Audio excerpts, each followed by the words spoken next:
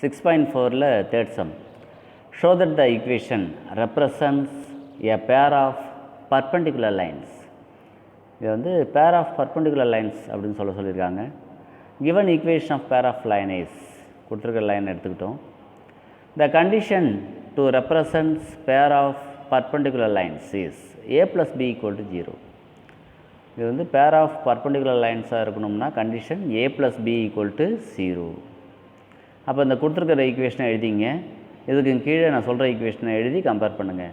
General form என்னென்னா ax² plus 2hxy plus by² plus 2gx plus 2fy plus c = 0 அப்படிங்கிறது pair of straight லைனுடைய general form. அப்போ அதை இந்த ஈக்குவேஷனுக்கு கீழே எழுதி a value 2h value b value 2g value 2f value c value compare பண்ணி எழுதிக்கிட்டு இதிலேருந்து h g f எல்லாம் கண்டுபிடிச்சிடுறோம். இப்போ ஏபியும் கண்டுபிடிச்சிடுறோம். நமக்கு கண்டிஷன் a + b = 0.